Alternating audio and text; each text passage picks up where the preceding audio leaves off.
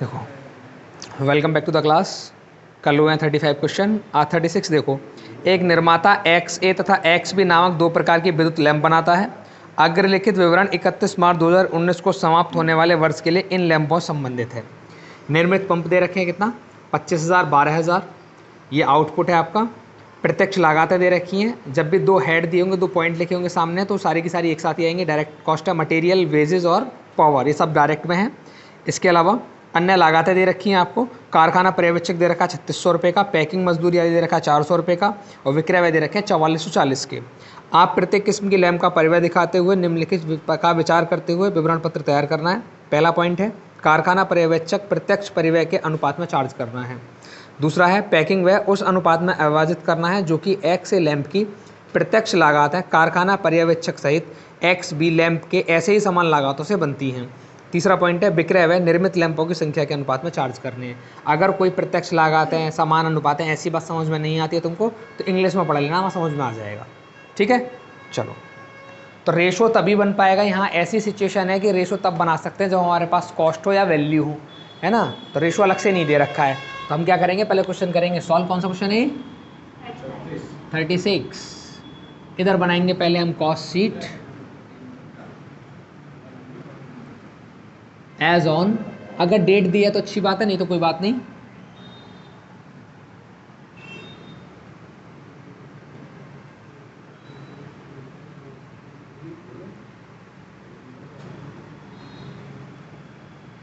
दो प्रकार की लैंप हमारे पास है, XA और XB।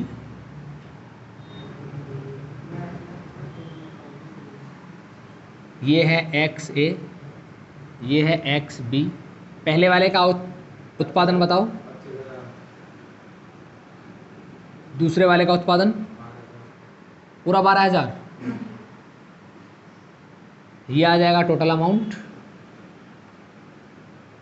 और ये आएगा अमाउंट पर यूनिट।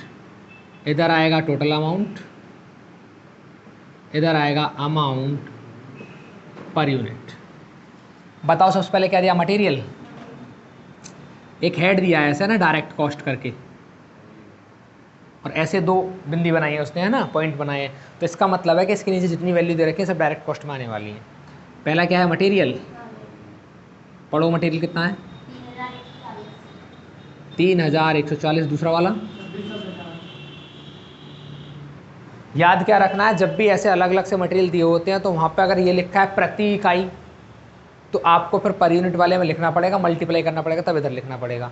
और प्रति इकाई के बारे में नहीं दिया, दर के बारे में नहीं दिया, रेट के बारे में नहीं दिया है, तो फिर समझेंगे टोटल ही दे रखा है वो।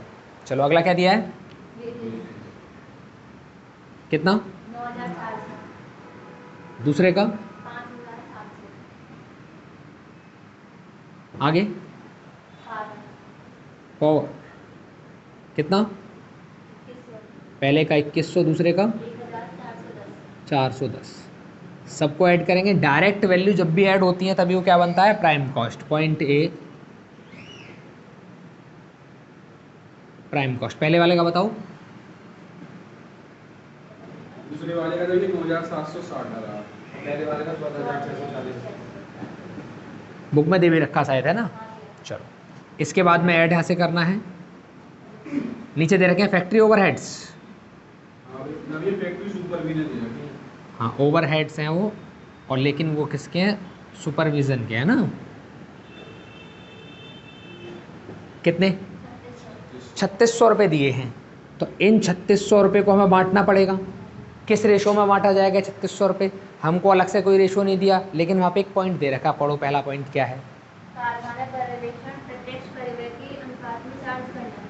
हाँ, कैलकुलेशन जो है उसने फर्स्ट पॉइंट बोला है कि जो फैक्ट्री ओवरहेड्स हैं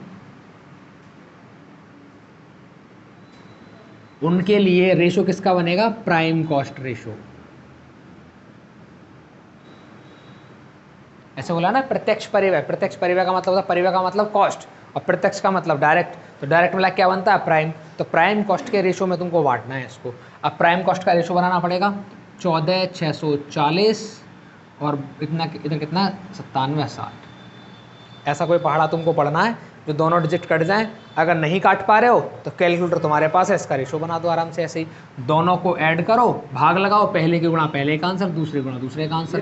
वैसे प्रोपोर्शन चेंज इन प्रोपोर्शन मतलब अलग होगा कैसे ये लिख रहा पढ़ो। Factory supervision to be change in proportion to direct cost. Direct cost proportion, proportion का मतलब है कि जो भी फैक्ट्री कॉस्ट, फैक्ट्री ओवरहेड आपको बनाना है वो प्राइम कॉस्ट के प्रोपोर्शन, मतलब रेशो में बांट दो उसको। तो रेशो हम बना रहे हैं उधर से, देखो कितना हो गया, ये 1464 है, ये 976 है, और काटना चाहो कट जाएगा 2 से वैसे तो 2 चौके 8 और 2 अट्ठे 16, 2 अट्ठे 16, इधर से काटोगे 2 सत्ते 14, 2 तीन 6, 2 दूनी 4, और भी कट जाएगा अभी ये 2 दूनी 4, 2 चौके 8, 2 चौके 8 और 2 तिया 6, 2 छिक्के 12, 2 छिक्के 12, और भी कट जाएगा अभी 2 एकम 2, 2 2, इधर कटेगा 2 एकम 2, 2 अट्ठे 16, ये 183 122। बात समझ गए। अब कट सकता है तो काट लो, नहीं तो फिर इसको यहीं छोड़ दो।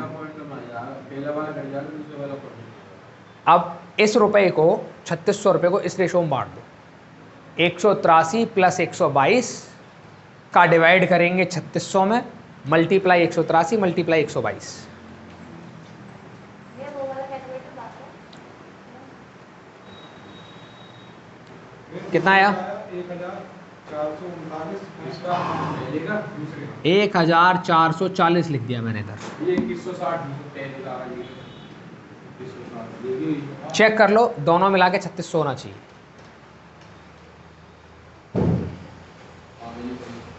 चलिए, और तो कुछ नहीं दिया फैक्ट्री में, ऐड कर दो इसको। क्या दे रखा है?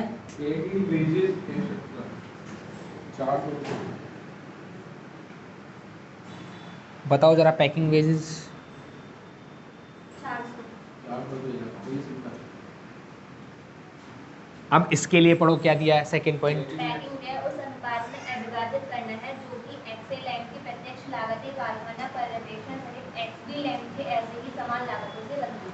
ठीक है, इसका मतलब है उसने बोला है कि प्रत्यक्ष लागत में अगर कारखाने के ऊपर में आप जोड़ दोगे तो जो आंसर आपका इधर आएगा उस अनुपात में आपको चार्ज करना है, मतलब इन दोनों को ऐड करने के बाद में। समझ पा रहे हैं? ठीक, तो पहला काम क्या, पहले इनको ऐड ही जो कर लो, और पैकिंग वगैरह को हम अलग हेड में लिख लेंगे। फिर यहाँ से यहाँ लिख दो A B point factory cost, add करो जरा। 11,000। अब यहाँ से ऐड कर दो। पैकिंग वगैरह को मैं ऑफिस में लेके आऊँ, है ना, ऑफिस ओवरहेड्स क्या है यहाँ पे, पैकिंग कितना रुपया, पैकिंग का कितना रुपया,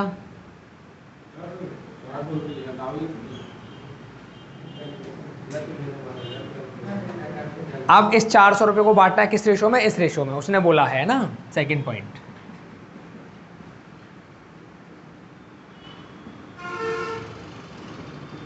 वेजेस को बांटना है फैक्ट्री कॉस्ट के रेशो में। फैक्ट्री कॉस्ट का रेशो कैसे बनाएंगे, 16,800 रेशो 11,200। मैंने 20 से 20 काट दी, कितना बचा 168 अनुपात 112। दोनों को ऐड करो, 400 में भाग लगाओ, पहले की गुणा पहले का आंसर, दूसरे गुणा दूसरे का आंसर। अरे जब कैलकुलेटर तुम्हारे पास है तो क्यों काटने में टाइम लगा रहे हो? 10वीं के पेपर देने नहीं जाओगे, बीकॉम के पेपर दे रहे हो ना। समझो एक बात, ऐसा करके लिखोगे आंसर उतना ही आया, कैलकुलेटर से कर पाओगे। लेकिन अगर काटना शुरू कर दिया और कोई एक डिजिट भी गलत कट गई किसी वजह से तो आंसर 100% गलत हो जाएगा। लेकिन कैलकुलेटर में जोड़ के कर दोगे तो कुछ गलती नहीं है।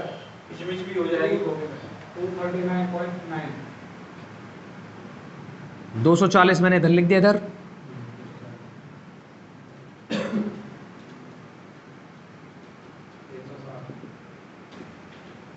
कितना 160। चलो ऐड कर दो इसको, ये बन जाएगा सी पॉइंट ऑफिस कॉस्ट।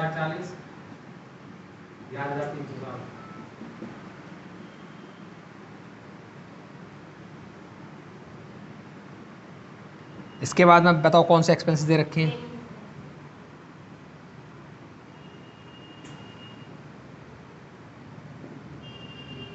कितने? 4,440। इसके लिए क्या बोला है?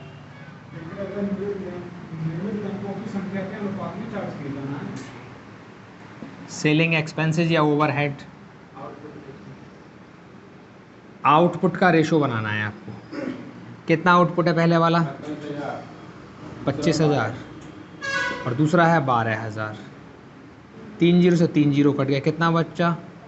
25:12। अब कर दो 25 और 12 को ऐड करो, इसमें भाग लगाओ, पहले की गुणा पहले का आंसर, दूसरे गुणा दूसरे का आंसर।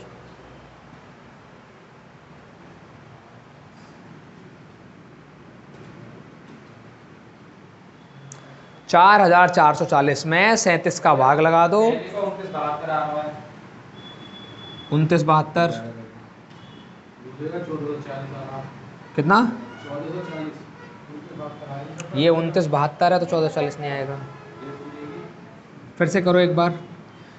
4,440 में 37 का भाग 25 की गुणा 30। 3,000 दूसरे का 1440। ऐड करो।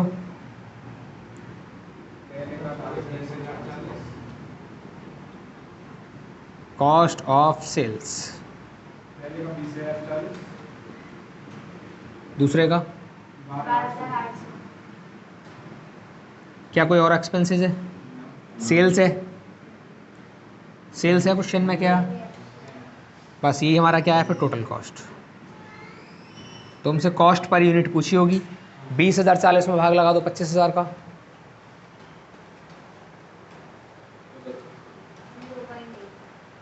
0.8। 1.06। चेक कर लो ज़रा, 1.06। चेक कर लो। चलो आ गया समझ में बात? 1.07।